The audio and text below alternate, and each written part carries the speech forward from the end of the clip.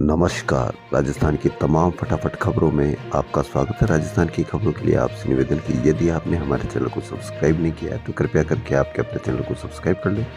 तो बढ़ते हैं आज की बड़ी खबर की ओर, राजस्थान फार्मेसी काउंसिल की।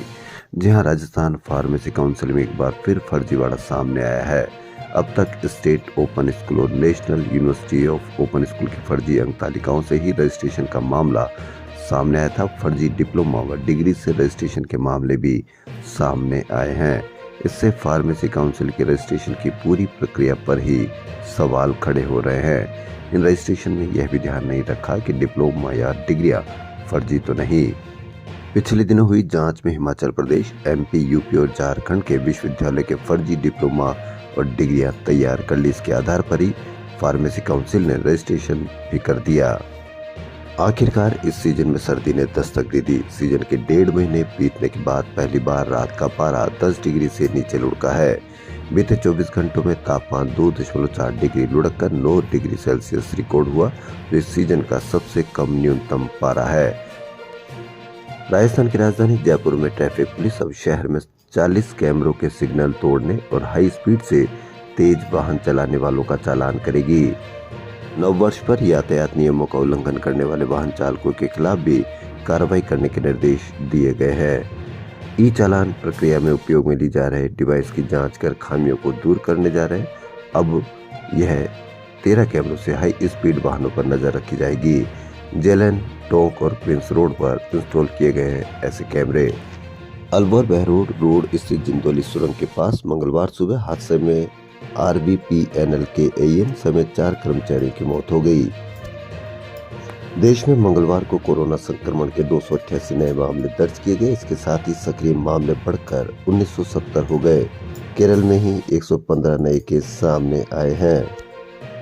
राजस्थान, पश्चिम बंगाल, तेलंगाना और कर्नाटक सरकार ने अलर्ट जारी किया है। क्रिसमस और नए साल को देखते हुए दिल्ली में डॉक्टरों ने लोगों को मास्क पहनने, भीड़ भाड़ से बचने की सलाह दी है। जयपुर को इंदौर की तर्ज पर सफाई में नंबर 1 बनाने के लिए निगम ने सफाई अभियान शुरू कर दिया है। मेयर ने मंगलवार को बड़ी मीटिंग ली। पहली फेज में बड़ी चौपड़ के चारों ओर से विशेष सफाई अभियान शुरू किया जाएगा। इसके लिए 20 अतिरिक्त ऊपर और हेल्पर लगाए जाएंगे, जो रात 11 बजे तक सफाई की जिम्मेदारी संभालेंगे। सीएम भजनलाल के निर्देश पर अपराधियों पर सख्ती के लिए एंटी गैंगस्टर टास्क फोर्स बना दी गई है। इसकी कमान एडीजी दिनेश एमएन को दी गई है। टीम में IG, SP, additional SP, deputy SP और इंस्पेक्टर सहित 40 अफसर और कर्मचारी हैं।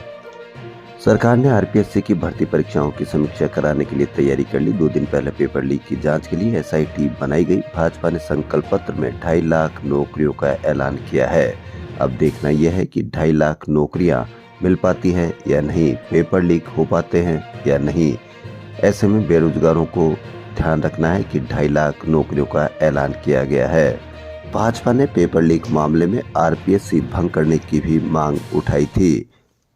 यूपी में महिला सिविल जज द्वारा सीजीआई को पत्र लिखकर इच्छा मृत्यु मांगने के बाद नागौर में भी ऐसा ही मामला सामने आया है। पूर्व महिला जज ने सीजीआई को पत्र लिखकर चौंकाने वाले खुलासे किए हैं। उन्होंने बताया कि पहले भी सीजीआई राष्ट्रपति, पीएम, कानून मंत्री तक को 10 से 15 पत्र लिखे थे। पत्र में उन्होंने कुछ वकीलों पर धमकाने और प्रताड़ित करने के आरोप लगाए हैं। भाजपा के वरिष्ठ नेता राजेंद्र राठौड़ ने के समर्थकों ने चूरू सांसद राहुल कसवा पर विधानसभा चुनाव की हार का ठीकरा फोड़ा है। उधर राठौड़ ने किसी का नाम लिए बिना जयचंद को भाजपा से दूर रहने की हिदायत दी। तो चूरू के लोकसभा सांसद राहुल कसवा ने कहा कि जयचंद का नाम राठौड़ साफ बताए। Purnima institute of engineering and technology में शुरू हुए स्मार्ट इंडिया हैकाथॉन के ग्रैंड फिनाले का एजुकेशन, स्मार्ट ऑटोमेशन और सुरक्षा, पर्यावरण जैसे कुछ महत्वपूर्ण मुद्दों की समस्याओं के हल तलाशने के लिए युवा टीमों ने भाग लिया। कानोडिया पीजी महाविद्यालय के इंग्लिश विभाग की ओर से 5वें वार्षिक साहित्य महोत्सव सागा 23 का आयोजन बुधवार से होगा। 2 दिवसीय इस महोत्सव का विषय विज्ञान कला की मोहक दुनिया रखा गया है। इसमें विविध बुद्धिवादी रचनात्मक कार्यक्रम होंगे। इनमें डिबेट, प्रतिभा खोज, परवाज, बुक कवर, डिजाइनिंग और आगामी 50 वर्षों से संबंधित न्यूज़पेपर जैसी एक्टिविटीज होगी। जलदाय विभाग के अधिकारियों की लापरवाही की वजह से शहर में गंदा पानी आने का सिलसिला जारी है। यह चांदपोल के बाजार की घटना है। सरकार बदलने के बाद भी अधिकारी लोगों की शिकायतों की सुनवाई नहीं कर रहे हैं। इसका एक उदाहरण चांदपोल इलाके में एक सप्ताह से आ रहा गंदा पानी का है। चांदपोल इलाके के बगरू वाले के रास्ता में डाकोट के मोहल्ले माताजी के चौक में नलों से पेयजल सप्लाई के दौरान गंदे और दुर्गंध युक्त पानी की समस्या बनी हुई है। दिव्यांगजनों के कृत्रिम अंग यानी हाथ और पैर लगते ही उनके चेहरे खिल उठे। बोले, हमें रोजमर्रा के कामकाज के लिए दूसरों पर निर्भर नहीं रहना होगा। यह वाकया श्रीमती गोविंदी देवी इंद्रलाल डेरेवाला मेमोरियल चैरिटेबल ट्रस्ट के सहयोग से निःशुल्क कृत्रिम अंग लगाने के लिए आयोजित किए गए कैंप का है।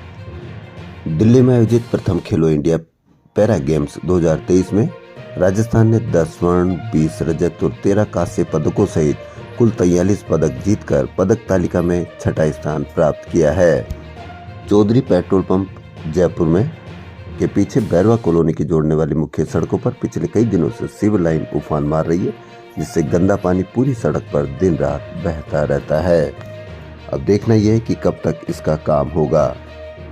16वीं विधानसभा के नवनिर्वाचित सदस्यों से संस्कृत भाषा में शपथ लेने के लिए पुरजोर प्रयास किए जा रहे हैं। युवा कार्यक्रम और खेल मंत्रालय भारत सरकार द्वारा राष्ट्रीय सेवा योजना यानी एनएसएस के तहत पुलिस कॉलेज में एनएसएस के छात्रों को बेसिक पुलिसिंग की ट्रेनिंग देगी। राजस्थान विश्वविद्यालय के अंग्रेजी विभाग की ओर से mapping the marvellous mythopia multiverse and fantasy in literature films and media विषय पर 3 दिवसीय अंतर्राष्ट्रीय कॉन्फ्रेंस का शुभारंभ मंगलवार से हुआ। राजस्थान में मानसून के अंतिम दौर में बारिश कम होने से इस साल सीजन में रबी की फसल बुआई लक्ष्य से 10% कम हुई है। वहीं पूर्व सीएम अशोक गहलोत को अखिल भारतीय कांग्रेस कमेटी ने लोकसभा चुनाव को देखते हुए गठबंधन कमेटी में सदस्य बनाकर महत्वपूर्ण जिम्मेदारी दी है। कांग्रेस की इस उच्च स्तरीय कमेटी में वरिष्ठ नेता मुकुल वासनिक को समन्वयक और गहलोत के साथ छत्तीसगढ़ के पूर्व मुख्यमंत्री भूपेश बघेल, सलमान खुर्शीद और मोहन प्रकाश को सदस्य बनाया गया है। कांग्रेस अध्यक्ष मल्लिकार्जुन खड़गे ने मंगलवार को इस कमेटी का गठन किया है। यह कमेटी दूसरी पार्टियों के साथ गठबंधन के लिए बैठक और चर्चा करेगी। इसी बीच गहलोत ने कहा कि मुझे हारने का उतना गम नहीं है जितने देश की चिंता है।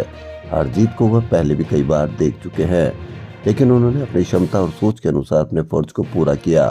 विकास कार्यों की कमी नहीं छोड़ी। हमने विकास के नाम पर चुनाव लड़ा। भाजपा के नेताओं ने जमकर झूठ बोला और ध्रुवीकरण करके चुनाव जीता। धर्म के नाम पर चुनाव जीतना मामूली बात है, लेकिन लोकतंत्र नहीं बचेगा। राजस्थान की खबरों फिलहाल इतना ही। यदि आपको हमारा चैनल पसंद आए तो लाइक, सब्सक्राइब और शेयर अवश्य करें। धन्यवाद।